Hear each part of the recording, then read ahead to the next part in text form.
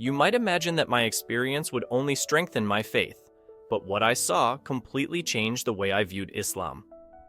The rising sun painted the horizon of Istanbul with shades of orange and pink as the muezzin began to recite the Adhan, the call to morning prayer. I, Ahmet Yilmaz, a 42-year-old businessman, was already up, performing my ritual ablutions before kneeling on my prayer mat. As I had done every day for the last 30 years, I was preparing to begin my day with the first of 5 daily prayers. My life was an example of what many would consider the Surgisi perfect Muslim. Born and raised in a traditionally religious family, I had embraced Islam with fervor from a young age. My father, a respected local imam, had taught me the principles of faith since I was old enough to understand his words. My mother, a devout and compassionate woman, showed me how to live out these principles in daily life. Over the years, I built a successful career in real estate, always seeking Allah's approval in every deal I made. My company was known not only for its profitable ventures, but also for its impeccable ethics. I prided myself on conducting business in accordance with Islamic precepts, avoiding interest, and ensuring that a significant portion of the profits went to charity. At home, I was a dedicated husband to my wife, Fatma, and a loving father to our 3 children. Our home was a haven of peace and devotion, with verses from the Quran adorning the walls and the aroma of incense filling the rooms. We regularly hosted dinners for the local community, where we discussed scriptures and shared inspiring stories about the Prophet Muhammad. At the local mosque, I was seen as a pillar of the community, always present for Friday prayers.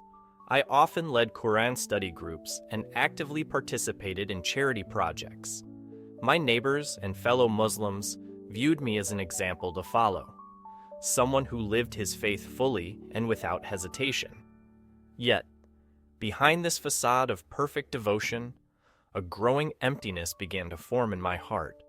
The prayers that once filled me with peace and purpose started to feel mechanical. The rituals I had performed so zealously now seemed devoid of meaning. I found myself questioning, in moments of solitude, whether this religious routine was truly the path to a genuine connection with the divine. These doubts tormented me, but I suppressed them, fearing they were whispers of Shaitan, the devil, trying to lead me astray from the righteous path. I intensified my religious practices, hoping that more devotion would fill the void I felt.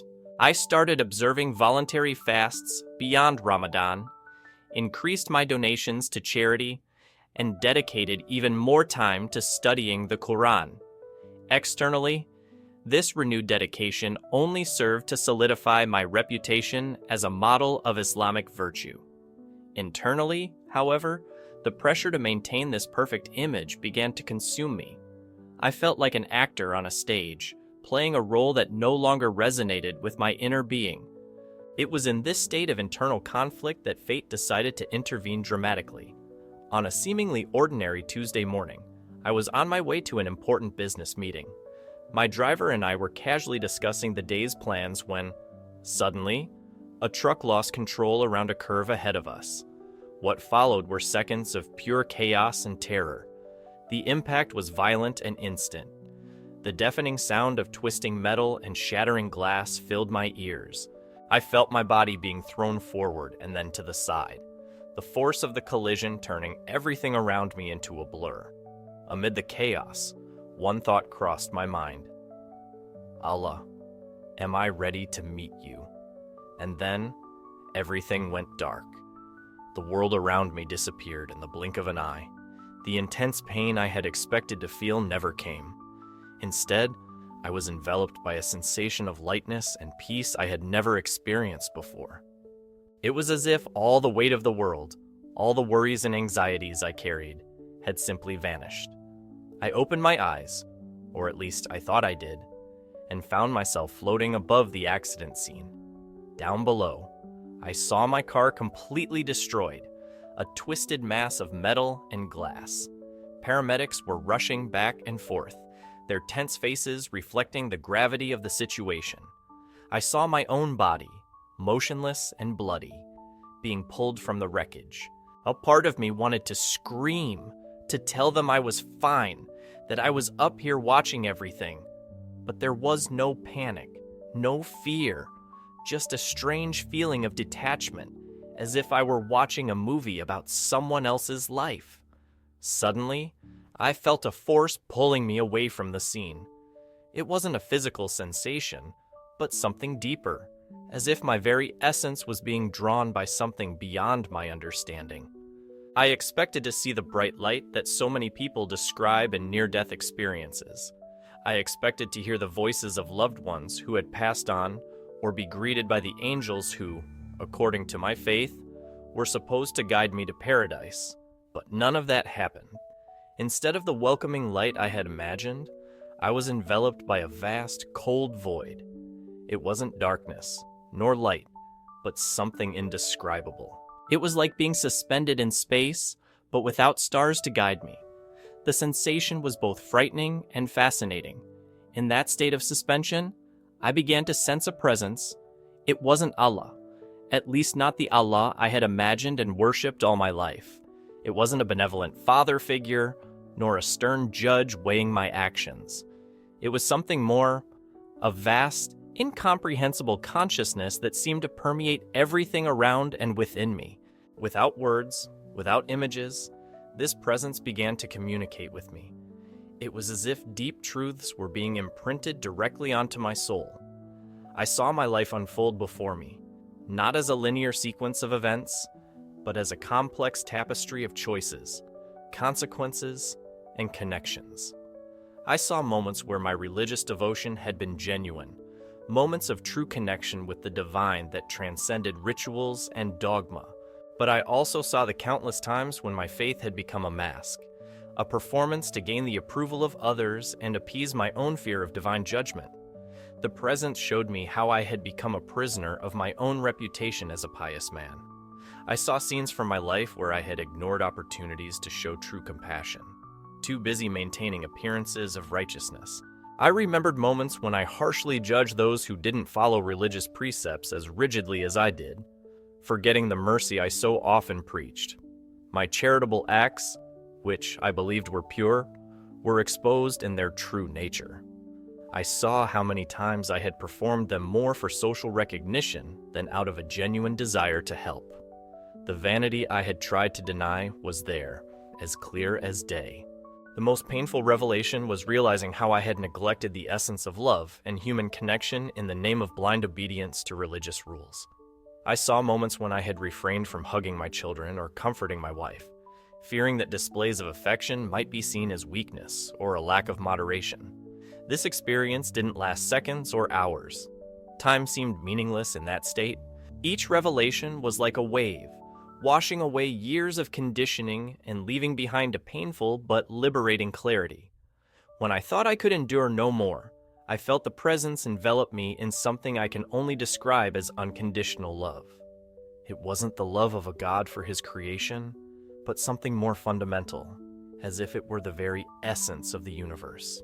In that moment, I understood that my pursuit of divine approval through rituals and rules had led me away from the true purpose of spirituality.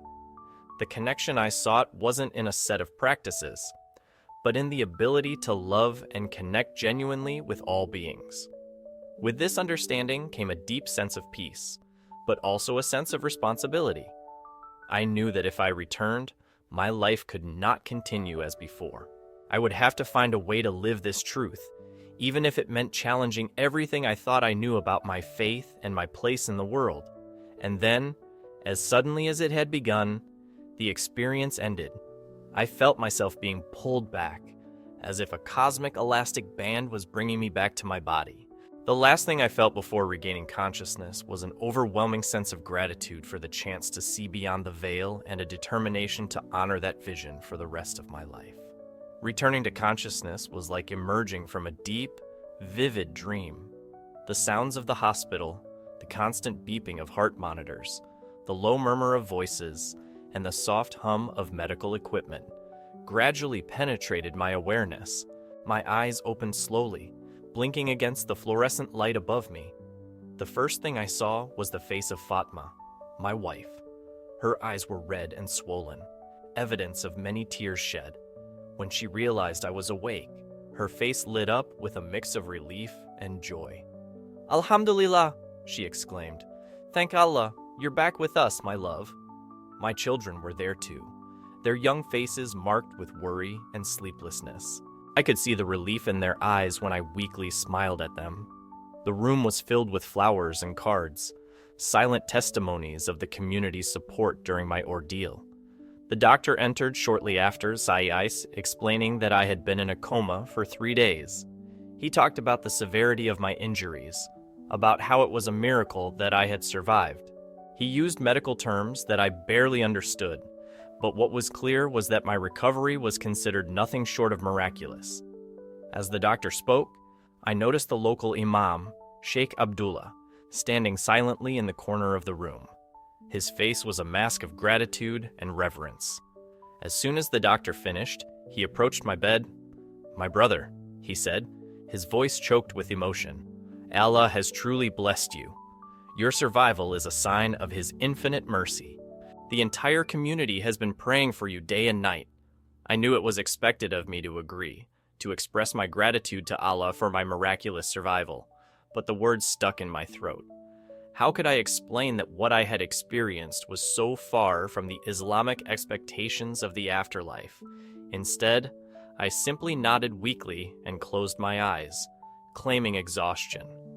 I could feel the confusion from Fatma and the children, the concern from Sheikh, but I needed time to process what had happened, to understand how I could continue living with the knowledge I now possessed. In the days that followed, as my body slowly recovered, my mind was in turmoil. Every time I closed my eyes, flashbacks of my experience flooded my consciousness. The vastness of the void, the indescribable presence, the truths that had been revealed, all of it clashed with the daily visits of well-wishers from the Muslim community, who saw my survival as proof of Allah's favor. Fatma noticed my restlessness, my prolonged silence. "What's wrong, my love?" she repeatedly asked. "You should be happy, grateful. Allah gave you a second chance at life." I wanted to share with her, to tell her about the profound transformation I had undergone, but how could I explain something I barely understood myself? How could I tell my devout Muslim wife that everything we believed in might be wrong? The tension reached its peak when Sheikh Abdullah visited me again, this time to discuss plans for a grand Thanksgiving celebration at the mosque once I was discharged. He spoke excitedly about how my miraculous survival could inspire the faith of the entire community. It was at that moment that I could no longer contain my anguish. "Sheikh," I said, my voice trembling, I can't do this. What I experienced, it wasn't what we expected. There was no paradise, no angels. It was different." The silence that followed was deafening. The Sheikh's face shifted from confusion to shock and, finally, to deep concern. "My brother," he said slowly, "you've been through a terrible trial. It's natural to feel confused, but don't let Shaitan sow doubts in your heart. Your survival is a miracle from Allah. There is no other explanation." I wanted to argue, wanted to explain that what I had experienced was deeper and more real than anything I had ever encountered before, but the words failed me. Instead, I just nodded and said I needed to rest. In the days that followed, I tried to return to my previous religious routine. I performed the daily prayers, more out of habit than conviction, but each time I knelt on the prayer mat, I felt an increasing emptiness. The Arabic words, which once flowed easily from my lips, now seemed strange and distant. Fatma noticed the change. She watched me with growing concern, her eyes full of questions she didn't dare ask. Our children, sensing the tension, became quieter and more cautious around me. The Muslim community, eager to celebrate my miraculous recovery, organized a grand welcome-back celebration at the local mosque. Hundreds of people attended, their faces glowing with joy and reverence. I was greeted as a living symbol of Allah's mercy. As I stepped up to the pulpit to speak, I felt the weight of their expectations. Everyone expected to hear a story of reaffirmed faith, of gratitude to Allah for my second chance. But how could I lie? How could I perpetuate a vision I no longer believed to be true? My voice shook as I began to speak. My brothers and sisters in Islam, I began, I thank you for your prayers and your support during my recovery. I paused, feeling the weight of each word. My experience changed me deeply, but not in the way you might expect. A murmur ran through the congregation. I saw confused faces, some worried. Sheikh Abdullah, seated near the pulpit, leaned forward, his brow furrowed. What I experienced, I continued, was not the Islamic paradise we've been taught about. I didn't see angels, nor did I hear Allah's call as we imagine. Instead, I encountered something greater, something that challenges our limited understanding of the divine. The silence that followed was deafening. You could hear a pin drop in the crowded mosque. I saw expressions of shock, confusion, and, on some faces, anger beginning to form. Sheikh Abdullah quickly stood up, placing a hand on my shoulder. Our brother Ahmed is still recovering, he said to the congregation, his voice forcibly calm. Let's pray for his complete recovery, both of body and spirit. I was gently but firmly led away from the pulpit. The rest of the celebration continued, but I could feel the stares, hear the whispers. In a matter of minutes, I had gone from being a symbol of divine blessing to a source of concern and possible heresy. In the weeks that followed, I felt the fabric of my social and community life unravel around me. Friends who once eagerly sought my advice now avoided my gaze on the street. Invitations to dinners and community events, once so frequent, dried up completely. At the mosque, where I had once been greeted with warm smiles and enthusiastic handshakes, I now found only distant nods and hushed conversations that stopped as soon as I approached.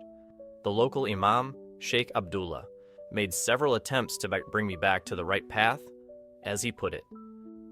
Ahmed, he said during one of these visits, his face a mask of paternal concern. You must understand that what you experienced was a test of your faith. Allah sometimes challenges us in this way, to strengthen our belief. I tried to explain to the sheikh the depth and clarity of what I had experienced. I spoke about the vastness of the love I had felt, how it seemed to transcend the limited notions of heaven and hell that we were taught. But the more I spoke, the more I saw the concern in his eyes shift to something closer to fear. My son, he finally said, his voice trembling slightly, I fear that you are being influenced by forces you do not understand. We must intensify our prayers for you to protect your soul from these illusions. At home, the situation wasn't much better. Fatma, my wife, swung between periods of tense silence and emotional outbursts. How can you do this to us? She cried one night, tears streaming down her face. After all these years, after everything we've built together, how can you throw it all away over a dream? I tried to explain that it wasn't a dream, that it was more real than anything I had ever experienced. But my words only seemed to deepen her anguish. My children, confused and frightened by the growing tension at home, began to distance themselves. My eldest daughter, Aisha, who was 17 and had always been my confidant, now barely spoke to me. Once, I overheard her crying in her room, pleading with Allah to bring her father back. At work, the effects of my spiritual transformation were equally devastating. Muslim clients, who had previously done business with me based on my reputation for Islamic integrity, began canceling contracts. Longtime business partners suddenly found excuses to delay meetings or renegotiate deals. One day, I found my business partner, Mehmet, waiting for me in my office. His face was serious, his hands restless on the desk. Ahmet, he began, avoiding my gaze. "You know I've always considered you more than just a business partner. You're like a brother to me." I felt my heart sink, knowing what was coming next. "But the current situation, the rumors about your crisis of faith, are affecting our business. Clients are nervous. Investors are asking questions." He paused, finally looking me in the eye. "I think it would be best for everyone if you stepped aside for a while, until things settle down." I left the office that day feeling as though the ground had been pulled out from under me. In a matter of weeks, I had lost nearly everything that defined my identity: my place in the religious community, my family harmony, my career. At night, alone in my study, Fatma had insisted that I sleep in a separate room. I wondered if I was going mad. Had I imagined everything? Could my near-death experience have been nothing more than a trauma-induced hallucination, as some suggested? But then, I would close my eyes and once again feel that vast, loving presence, that deep understanding I had experienced. And I knew, deep in my being, that I couldn't deny or ignore what had happened. It was in that moment of profound loneliness and despair that I made a decision that would change the course of my life forever. If I couldn't find understanding and acceptance in my current community, I would have to seek it elsewhere.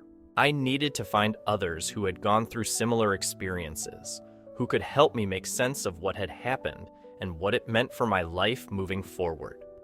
With a heavy but determined heart, I began planning my departure.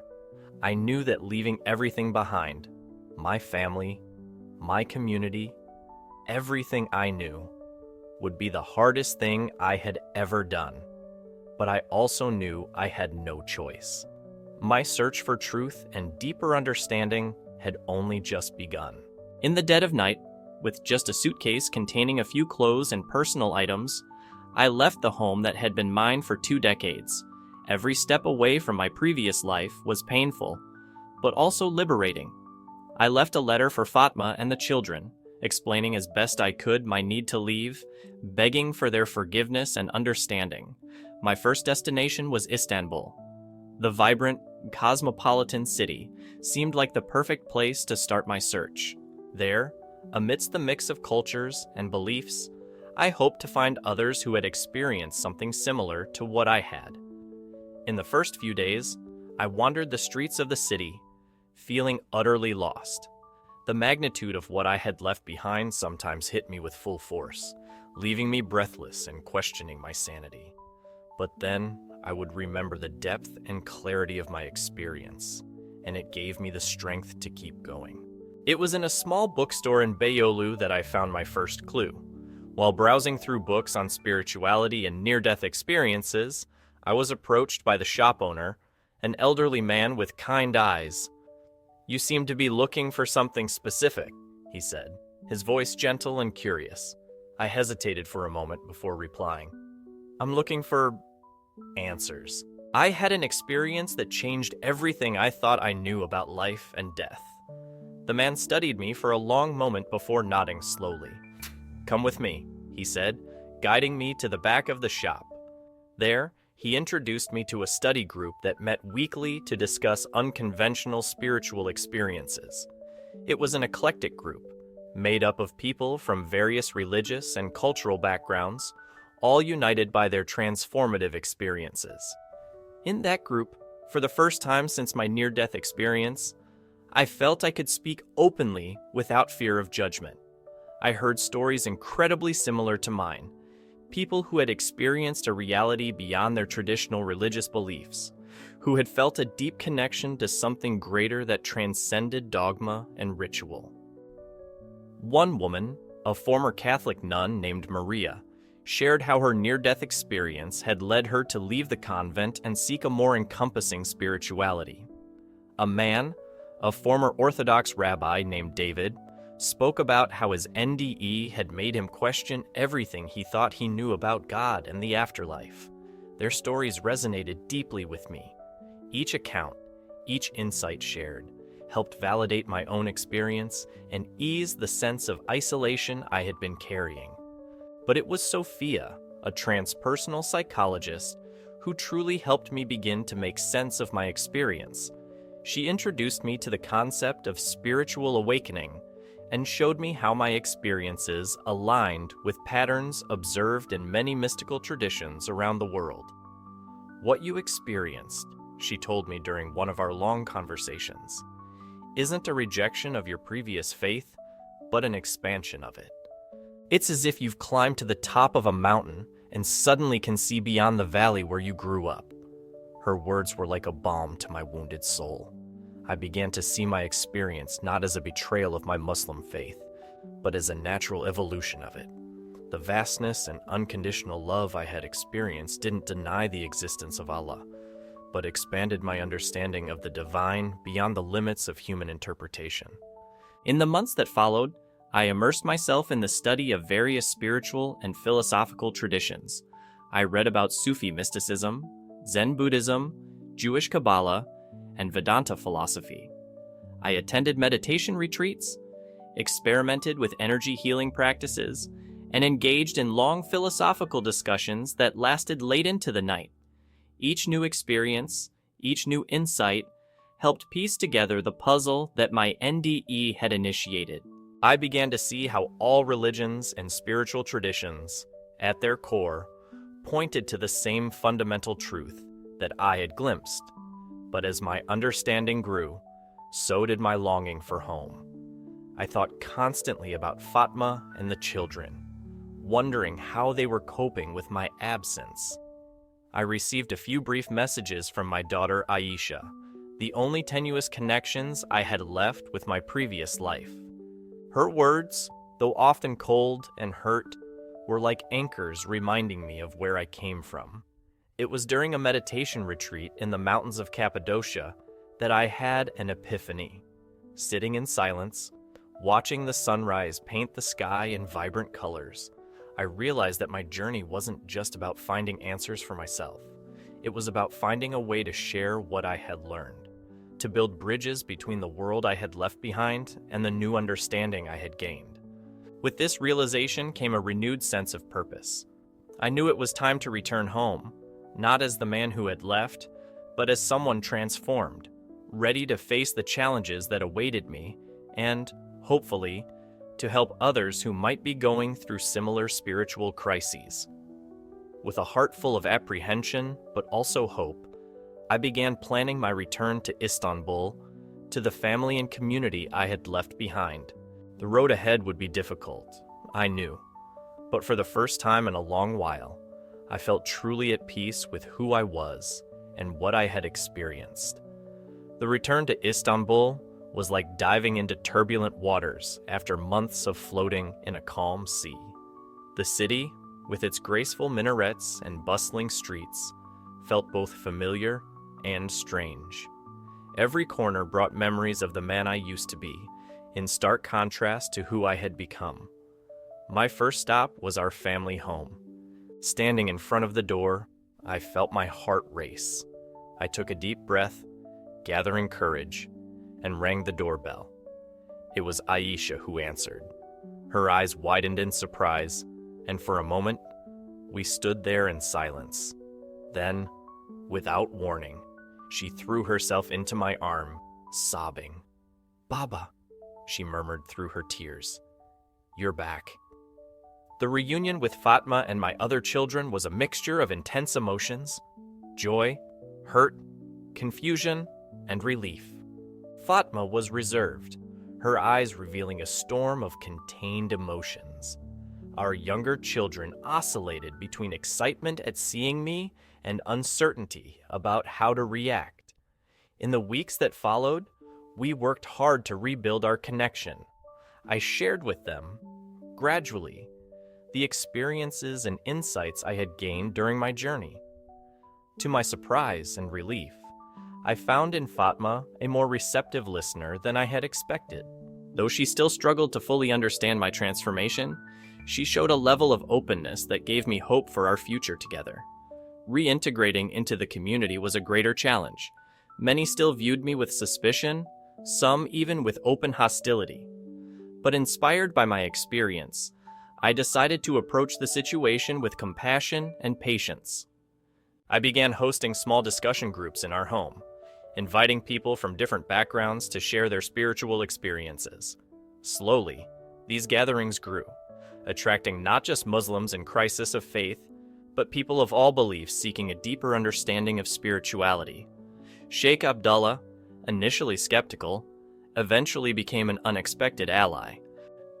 After long conversations, he acknowledged the value in creating a space for open discussions about unconventional spiritual experiences within the Muslim community.